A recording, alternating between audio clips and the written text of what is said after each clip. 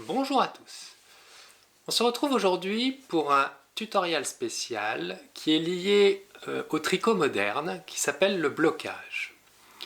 C'est un terme que vous pouvez rencontrer dans les patrons où des fois certaines personnes vont parler de blocage et c'est pas forcé que vous sachiez ce que ça veut dire. Donc on va voir cela dans cette vidéo, on se retrouve juste après ça. Petite tête, petite tête, petite tête, petite tête. Le blocage, c'est quoi? Le terme de blocage qui surprend souvent signifie tout simplement le fait, une fois son tricot fini, de le laver et de le mettre en forme.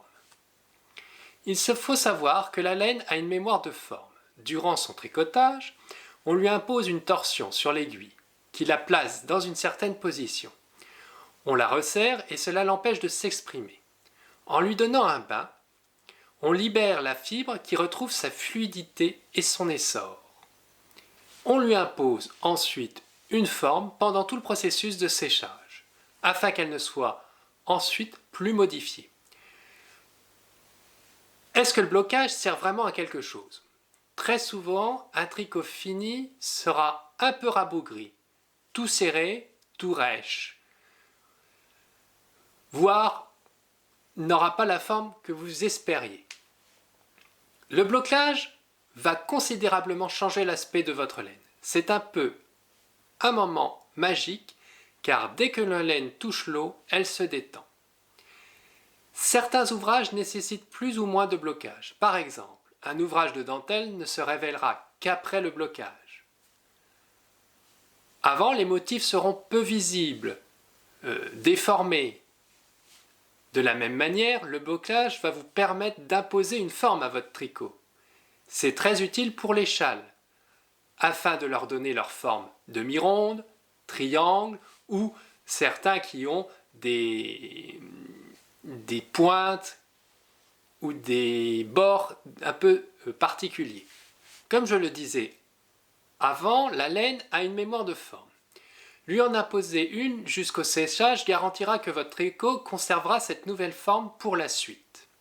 À savoir, enfin, que le blocage lisse la fibre et fera disparaître quasi toutes les imperfections de votre tricot, notamment les écarts de tension d'une maille à l'autre. Pour le laver, vous pouvez utiliser votre lessive laine standard, mais je vous recommande plutôt la lessive laine sans rinçage de la marque Soak. Ensuite, il vous faut soit des épingles, soit des peines de blocage. Des câbles de blocage, cela permet d'aller plus vite avec moins d'épingles. Et enfin, un tapis de blocage. Vous avez le choix entre les tapis hors de prix de blocage du tricot ou les tapis identiques pour jeux d'enfants qui sont moins chers, option que j'ai prise personnellement, ou les tapis de yoga, mais ceux assez épais. Il faut une épaisseur de presque, je dirais d'1 centimètre pour que l'aiguille puisse bien rentrer et que ça tienne. Je vous mets les liens dans la description de ces différents produits. Passons à la pratique. Alors, premièrement, il faut laisser tremper votre tricot dans une eau à température ambiante. Évitez absolument l'eau chaude qui agresse la laine et risque de la faire feutrer. En revanche, l'eau froide permet d'éviter que la laine ne dégorge. À privilégier si votre projet est tricoté en laine teinte à la main.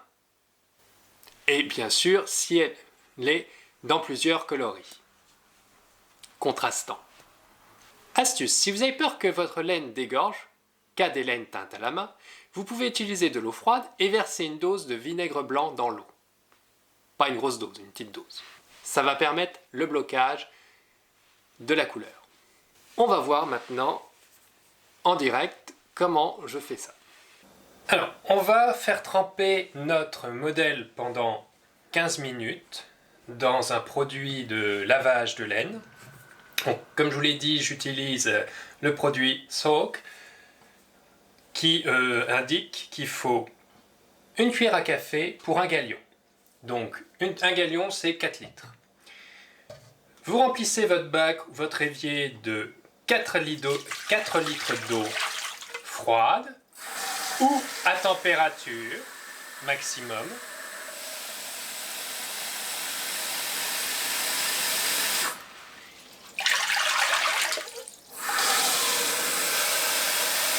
Alors après les dosages, là je vous les donne pour ce produit-là.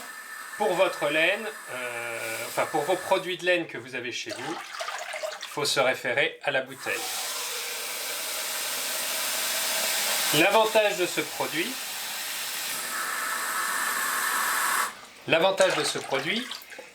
c'est qu'il n'est pas à rincer.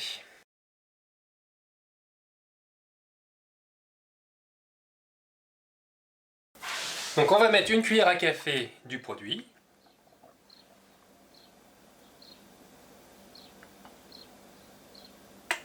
Voilà. On mélange.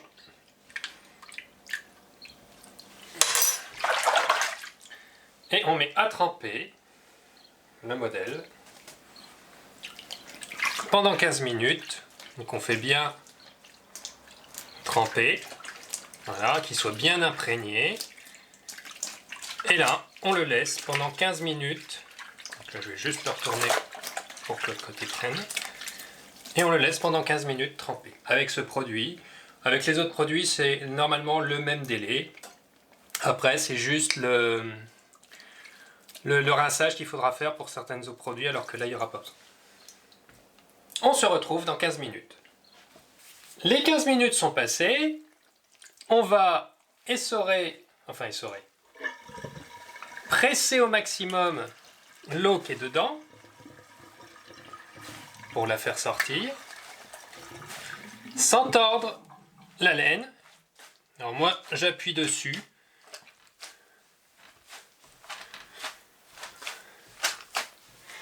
Comme si vous faisiez de la pâte.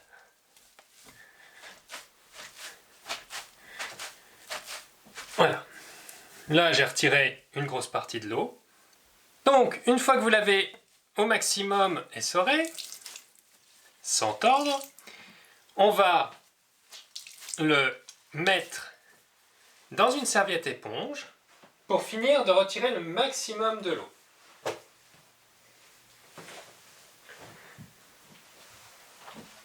Vous l'étendez au maximum dans la serviette éponge. Si votre modèle est petit, une seule serviette éponge suffit. S'il est grand, comme pour les châles, on prend une deuxième serviette éponge. Hop, on pose par-dessus. Et ensuite, on fait un petit rouleau de tout ça. Et là, l'étape la plus intéressante, vous marchez dessus. Pour que l'eau au maximum se transfère dans les serviettes éponges.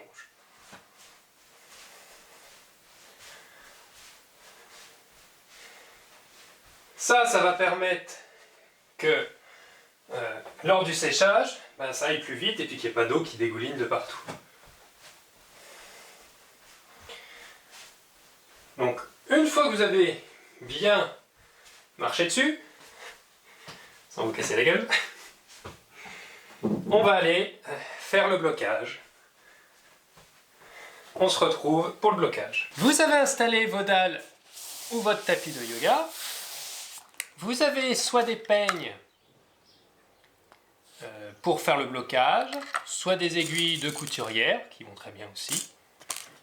Et vous pouvez même avoir des câbles de blocage pour les châles par exemple, qui permet de mettre beaucoup moins d'épingles. On récupère notre ouvrage, qui est quasiment, on va pas dire sec, mais pas loin.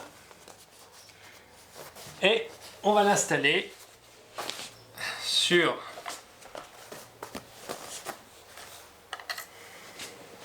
les dalles et on va commencer à l'épingler.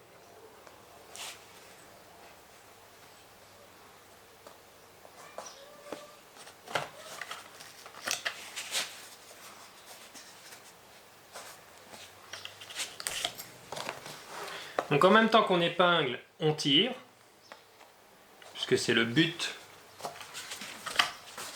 de cette phase, c'est de tendre de manière à lui faire prendre sa forme définitive.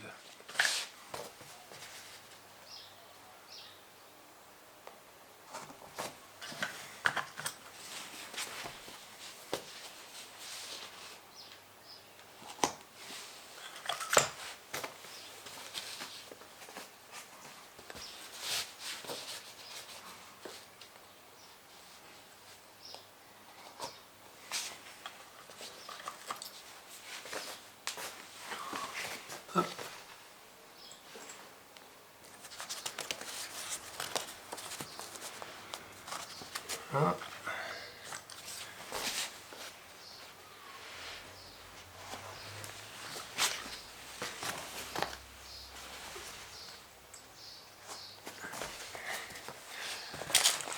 Donc là on a des sortes de petites vagues que fait le modèle, donc il faut bien les bloquer de manière à ce qu'elles restent comme elles sont prévues.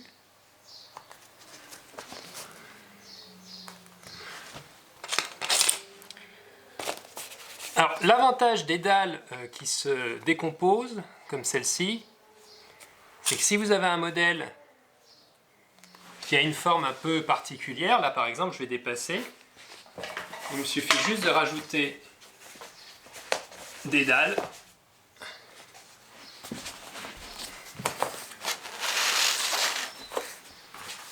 et je vais pouvoir continuer de l'épingler.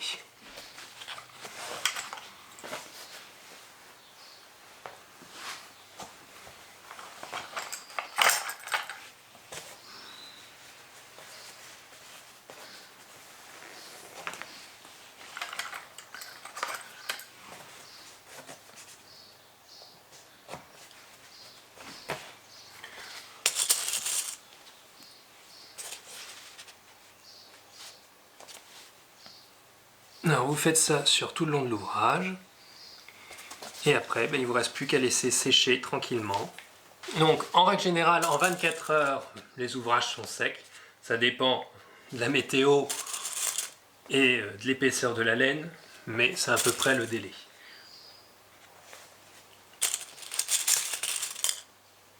Donc c'est vraiment l'étape la plus longue, parce qu'il faut faire ça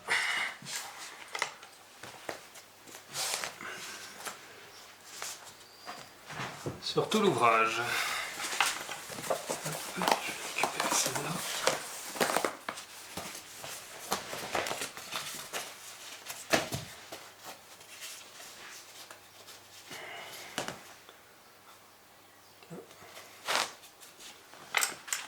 Bon, ça va.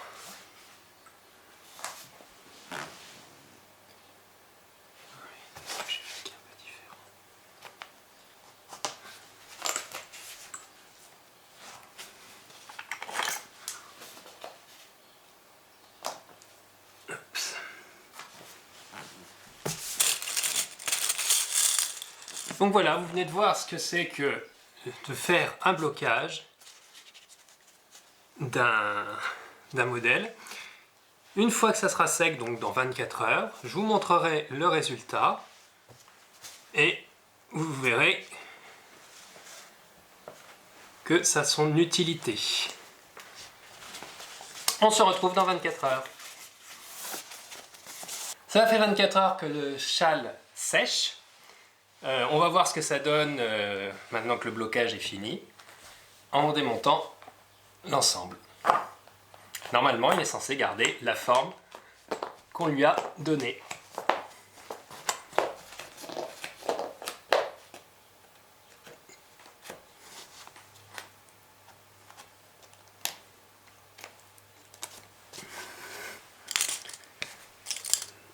Et une fois qu'un blocage est fait, quand on va le relaver, il gardera cette forme.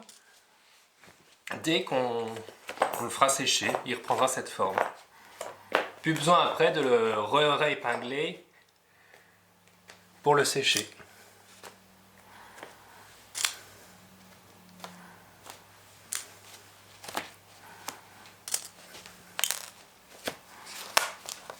Voilà. Donc, on voit que les vaguelettes sont gardées, que la forme du châle se maintient et que les dessins ressortent.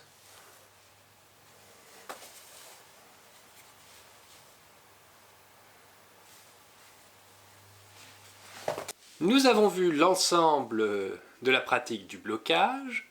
Donc maintenant vous savez faire le blocage sur un ouvrage. C'était tout pour cette vidéo. Je vous remercie de m'avoir suivi. À la prochaine. Bye!